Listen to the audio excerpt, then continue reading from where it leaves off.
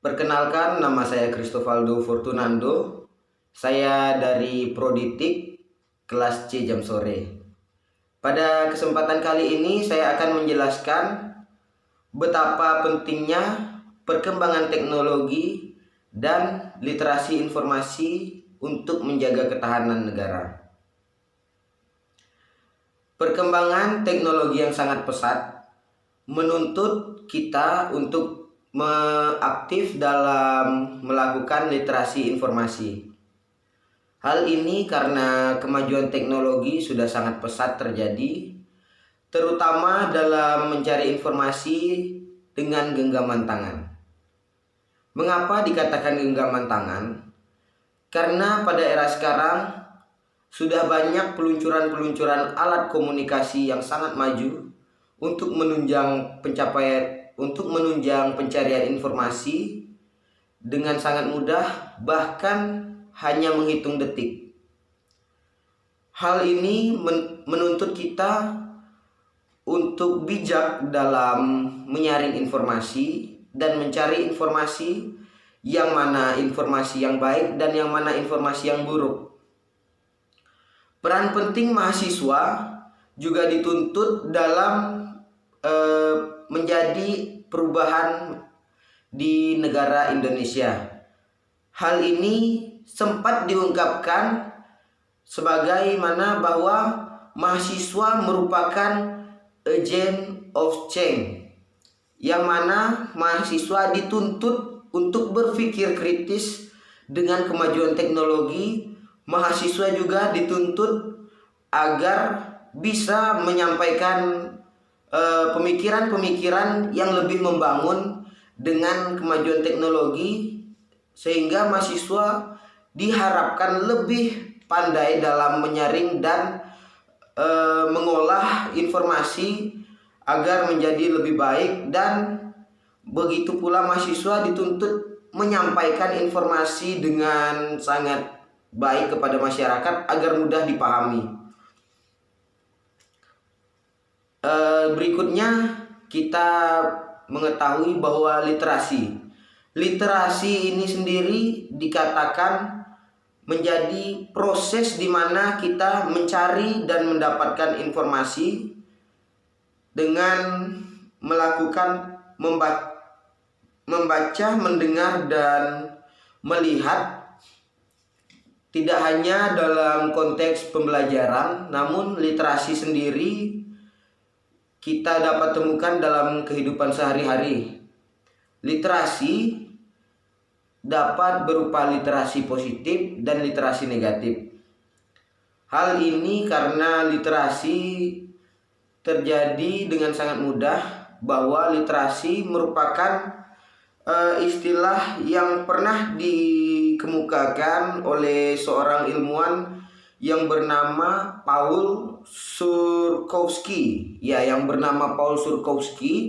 Beliau menyatakan bahwa informasi literasi, dalam bahasa istilahnya information literacy. Beliau menyatakan orang-orang literat adalah orang yang dilatih atau orang yang terlatih dalam aplikasi sebagai sumber daya dalam penghasilannya. Hal ini menunjukkan bahwa tidak hanya dalam pembelajaran, konteks literasi sendiri dapat terjadi karena adanya pekerjaan. Contohnya dalam bidang politik, kita untuk mencari informasi atau mengulik informasi mengenai hal-hal yang berbau politik, tentunya kita harus banyak atau memperbanyak referensi kita mengenai apa yang kita cari. Kita ambil contoh yang sangat mudah seperti anak kecil yang sedang masuk dalam dunia pendidikan sekolah menengah pertama. Mereka baru dituntut untuk aktif dalam melakukan literasi.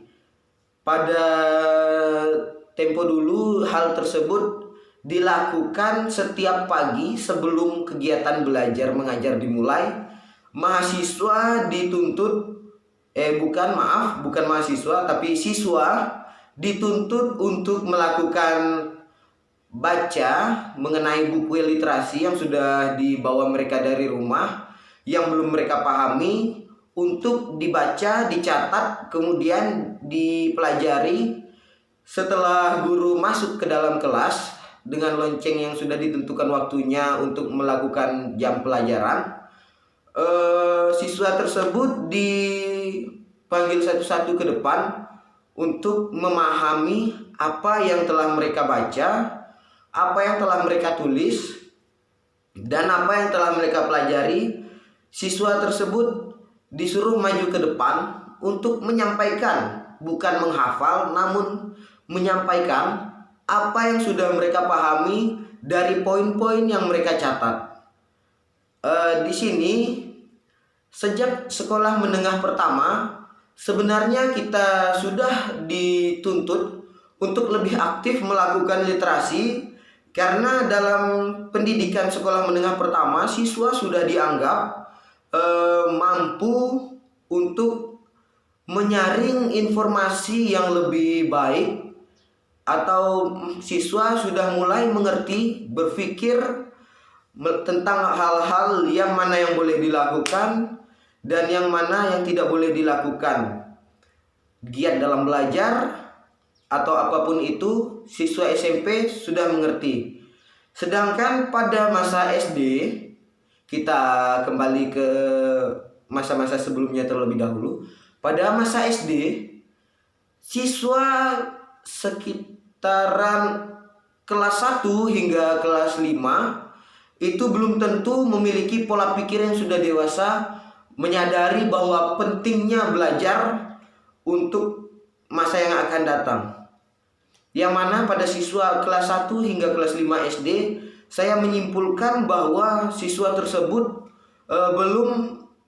belum terlalu paham tentang pentingnya pendidikan, karena berdasarkan pengalaman saya sendiri, siswa pada usia atau pada jenjang kelas segitu belum terlalu memahami, atau jiwanya masih asik bermain dan berkumpul bersama teman di sekolah. Jadi belum ada tujuan mengapa saya sekolah, mengapa saya dituntut oleh orang tua saya untuk masuk ke sekolah dasar, bahwa masih siswa pada usia tersebut juga belum mengerti bahwa tujuan utama dia pergi ke sekolah, yang mana pada usia segitu lebih pentingnya saya datang ke sekolah dan saya bermain. Bila ada tugas saya kerjakan, bila tidak saya tidak belajar.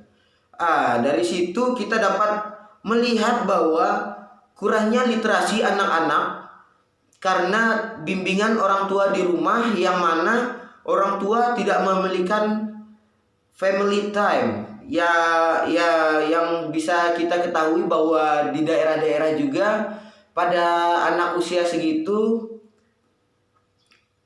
bimbingan orang tuanya karena pergaulan anak-anak di daerah, jadi kontes bermainnya di luar jam sekolah itu, begitu pulang sekolah anak-anak bahkan tidak ganti pakaian, langsung pergi bermain entah kemana. Namun mereka pulang begitu sudah dicari oleh orang tuanya. Itu karena kurangnya orang tua memberikan pandangan terhadap anak sejak usia tersebut. Bimbingan orang tua di rumah kurang, karena orang tuanya ada yang sibuk pergi ke ladang, atau orang tuanya sibuk juga, misalnya ada orang tuanya yang menjadi aparat, ditugaskan pergi keluar kota, sedangkan anak tersebut hanya bersama ibunya di rumah. Dalam masalah ini saya menyikapinya, saya memiliki solusi tersendiri, bahwa berdasarkan pembelajaran saya hingga sekarang dalam menyikapi hal tersebut, kita dituntut kita sebagai orang tua, kita sebagai abang-abangan, kita sebagai yang lebih dewasa menuntut adik-adik kita atau anak-anak kita ini Tidak hanya dalam lingkungan sekolah, bahkan sejak dia sudah mengerti, mengerti yang saya maksud itu, dia sudah mengerti apa yang kita bicarakan, dia sudah bisa mendengar, sudah bisa mengikuti yang mana yang kita larang, mereka tidak melakukan. Jadi di situ kita sudah memberikan pemahaman kepada anak, hal ini tidak boleh dilakukan. Bila sudah begini, kita tidak boleh begini. Dan bila ada masalah, bukan dimarahi anaknya, tapi diajak berbicara, diajak mengobrol, diajak mencari solusi bersama-sama dengan menyelesaikan masalah tersebut dengan cara yang mengasihkan bagi mereka. Karena anak-anak jangankan hanya untuk mencapai literasi pada usia dini, bukan pada usia dini, pada usia remaja juga, bila hal-hal tersebut tidak mengasihkan bagi mereka, mereka pun akan merasa bosan. Bukan hanya remaja, adik-adik kita bila terlalu difokuskan dalam pendidikan belajar, jadi literasinya mereka dalam konteks literasi terlalu jauh atau terlalu memaksakan diri dalam pembelajaran. Jadi dalam literasi yang dilakukan oleh siswa atau oleh individu, menurut saya lebih baiknya dalam satu hari, bila orang tua memiliki family time, contohnya bila pulang sekolah, anak-anak seharusnya tidak dibiarkan untuk langsung pergi ke sana kemari, namun anak dirangkul, kemudian diajak mengobrol apa pelajaran hari ini di sekolah, kemudian orang tua memberikan penjelasan lagi di rumah, bersama-sama anak menyimpulkan pembelajaran hari ini. Bahkan bila malam hari pun orang tua bisa bersama anak belajar bersama. Paling tidak 30 menit waktu bersama anak untuk belajar itu sangat penting bagi anak untuk membentuk karakter diri mereka. Perlunya peran serta orang tua. Nah, mengapa literasi informasi ini penting? Literasi informasi ini penting dikarenakan dalam setiap berita-berita yang muncul, setiap permasalahan-permasalahan yang muncul, karena kita kurang literasi, karena kita kurang bersosialisasi, itu dapat menyebabkan perpecahan di antara kita. Contohnya bila kita memiliki masalah, mohon maaf sebelumnya, bila saya memiliki masalah, saya merasa terganggu dengan teman saya yang memiliki agama selain saya, dengan kegiatan mereka berdoa, saya bersikap menegur secara tidak kasar. Itu merupakan hal buruk yang terjadi karena kurangnya literasi dari saya. Dari situ saya tidak membaca atau saya tidak memahami, oh ternyata seperti ini cara orang beragama yang berbeda dari saya. Oh ternyata seperti ini cara saya yang harusnya saya lakukan dalam menyikapi apa yang dilakukan oleh teman saya. Hal itu terjadi perpecah belahan yang mana nantinya akan berkelanjutan, bukan hanya antara saya dan teman saya, namun yang mana karena kurangnya literasi, hal kecil seperti itu dapat mengakibatkan perpecah belahan antara golongan saya dan golongan teman saya. Di sini saya menyatakan bahwa pentingnya literasi ini bukan hanya dalam permasalahan kecil, namun permasalahan besar. Karena kita sudah terbiasa meliterasi atau membaca, jadi setiap masalah sebelum kita mendapatkan masalah, kita sudah menjadi pintar merasa, bukan merasa pintar. Karena kita sebelum melakukan sesuatu, kita sudah tahu seperti apa akibatnya dan seperti apa dampaknya apabila kita melakukan hal tersebut. Maaf. Kembali lagi, seperti apa kita merasakan hal tersebut? Karena di sini kita sebagai individu telah dewasa pola pikirnya dengan literasi. Menurut saya literasi ini sangat penting bagi pola pikir yang lebih maju dan dalam cara mengatasi setiap masalah-masalah yang telah ada dan masalah yang akan ada, kita sudah tahu solusinya berdasarkan literasi. Kalau menurut saya literasi ini salah satunya adalah kita bisa belajar dari pengalaman orang lain. Itu bagi saya merupakan salah satu bentuk literasi. Manfaat literasi informasi juga saya temukan bahwa literasi informasi ini sangat bermanfaat dalam konteks pertahanan negara Indonesia. Literasi informasi dapat memudahkan kita dalam menjaga ketahanan negara karena kita dapat mencari berita dengan sangat mudah. Misalnya ada perpecahan di daerah ini antara suku ini dan ini, kita sudah tahu penyebabnya. Bukan hanya kita tahu mereka pecah belah karena apa, bukan hanya kita tahu mereka pecah belah, namun kita tidak tahu permasalahannya.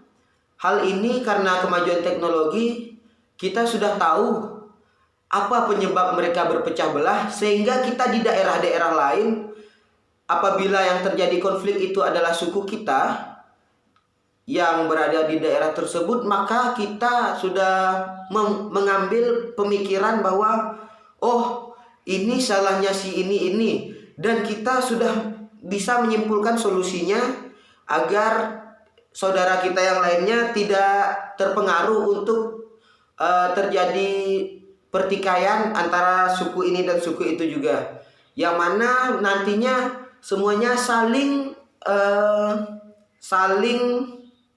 mencari solusi tanpa harus melakukan pertikaian yang ujung-ujungnya membuat negara kesatuan kita ini terjadi pecah belah. Manfaat literasi informasi bagi mahasiswa sekarang juga sangat penting, apalagi terjadinya banyak kericuhan yang terjadi akibat peraturan ini, peraturan itu. Mahasiswa dituntut sangat untuk berpikir kritis, yang mana mahasiswa dituntut untuk lebih dewasa, menyampaikan yang mana harus disampaikan, yang mana yang harus didengarkan, dan yang mana harus yang mahasiswa harus turun ke jalan untuk mewakili masyarakat yang sudah tidak bisa mengambil bagian dalam menjadi